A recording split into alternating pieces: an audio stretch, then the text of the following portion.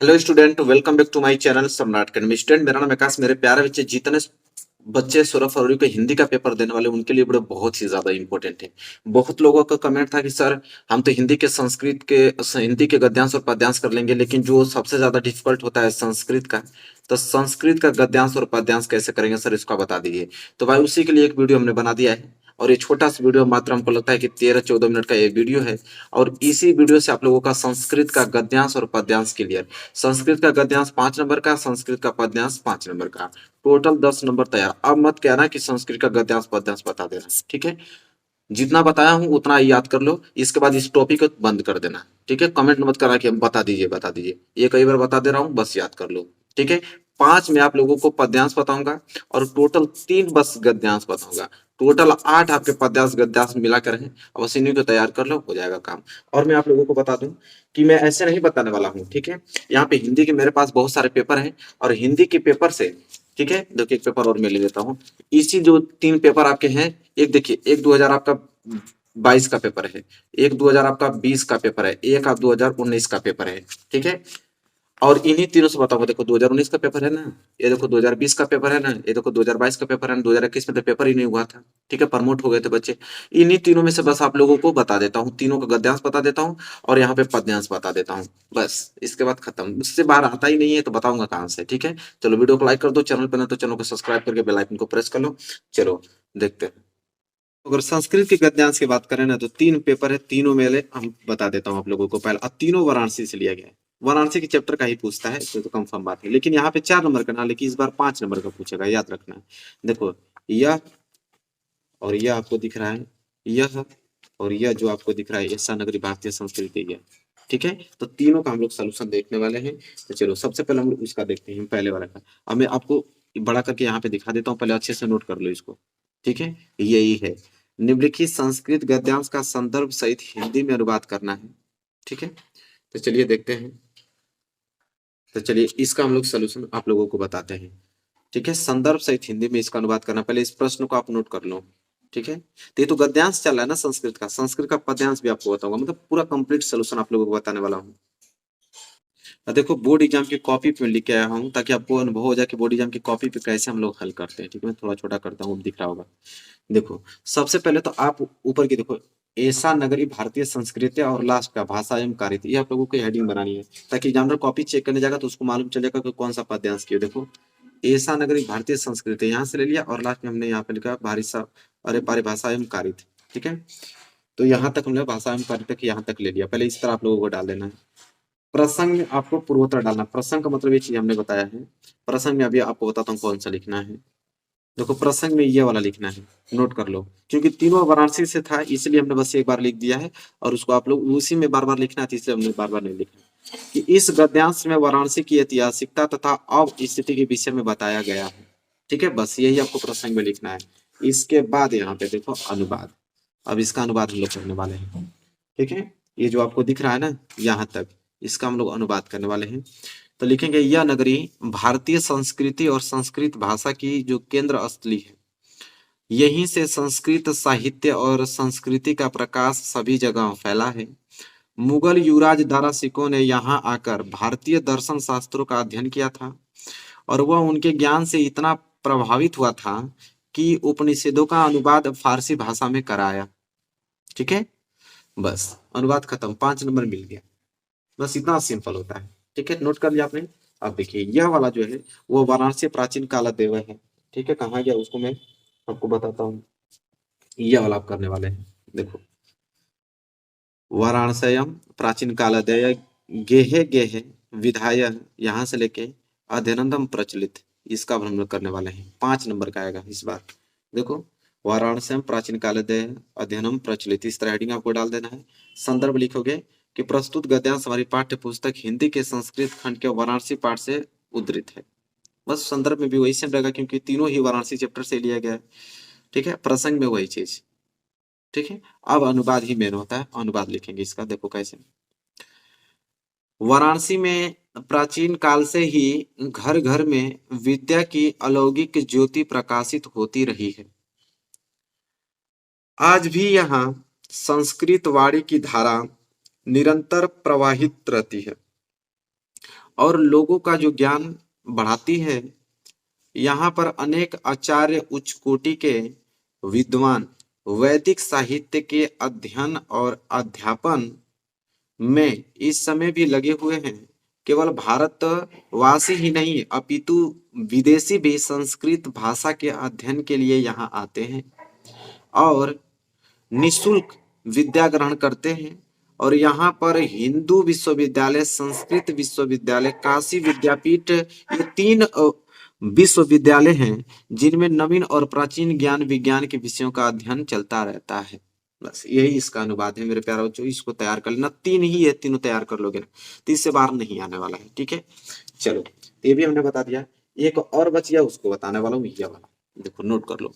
इयम नगरी विविधता धर्माणम, ये जो है आप अच्छे से तरीके से इसको नोट कर लो, यहाँ से लेके परिपालयति तक। चलिए इसको देखते हैं।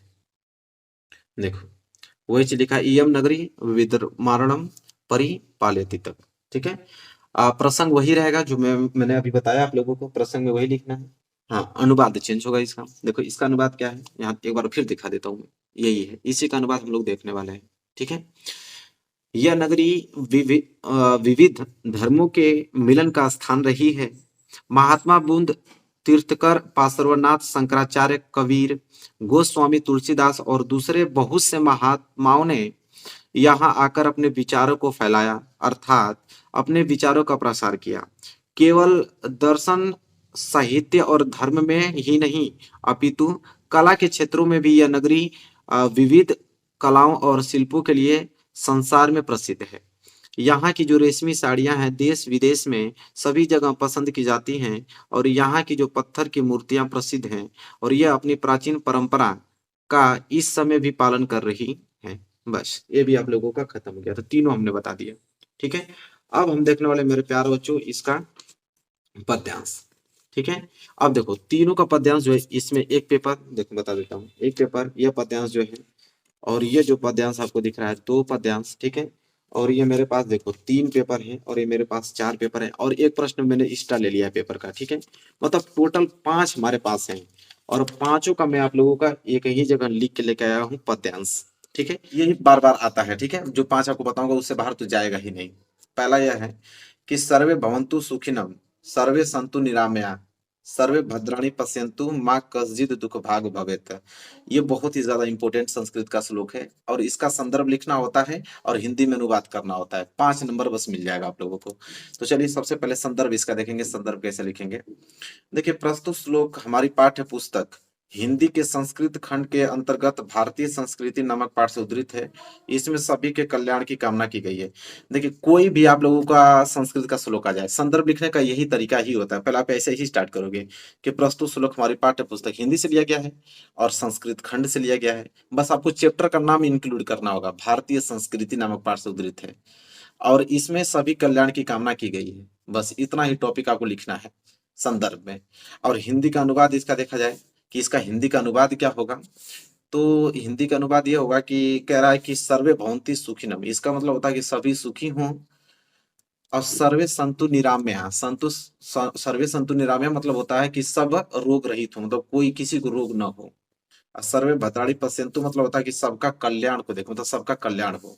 और माँ कश्चित् दुख भाग भवेत् का मतलब होता है कि कोई भी दुख न हो, मतलब कोई भी दुखी न हो। बस इतना ही टॉपिक आप करोगे, 5 नंबर क्लियर। ये पहला आप लोगों का हमने संस्कृत का श्लोक यहाँ पे कंप्लीट करा दिया। ठीक है, 5 टोटल करने वाले हैं।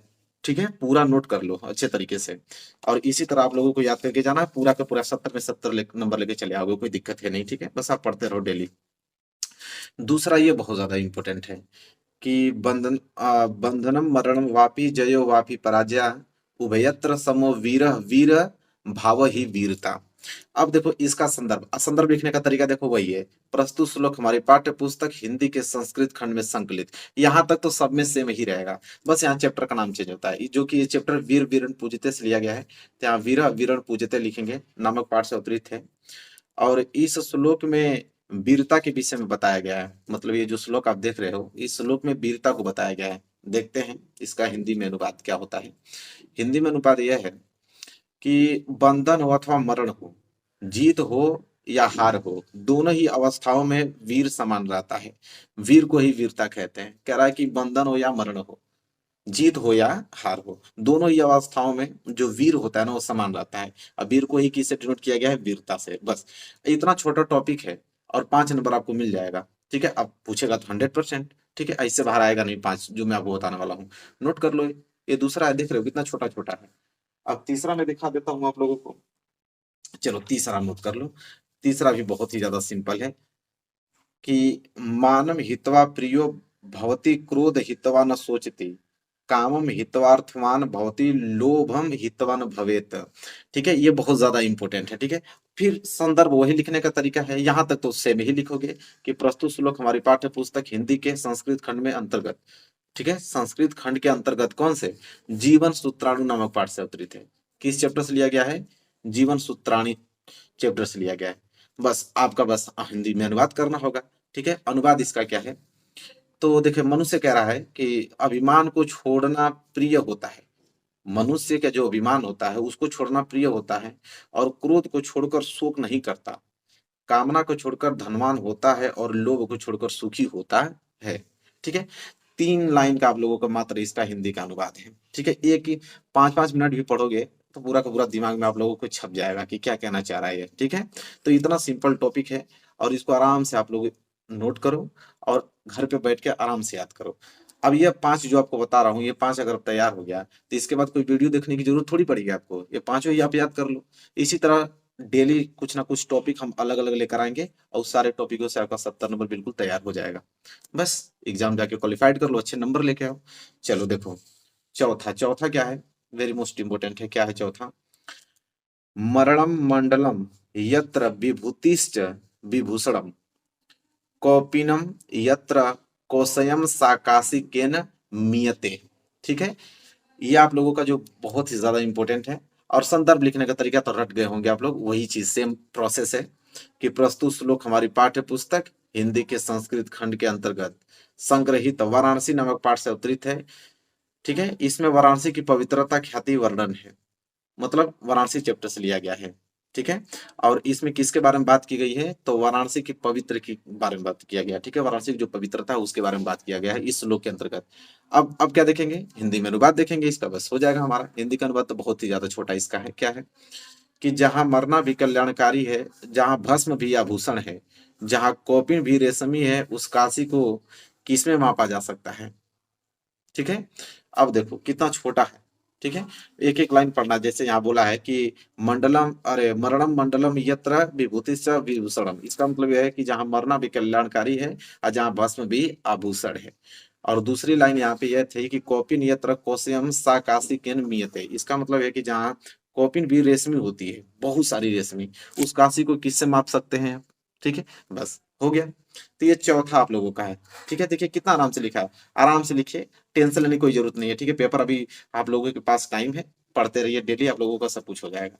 चलो देखो पांचवा, देखो पांचवा लास्ट, अब देख लो पांचवा, इसको तैयार कर लो, बस हो गया।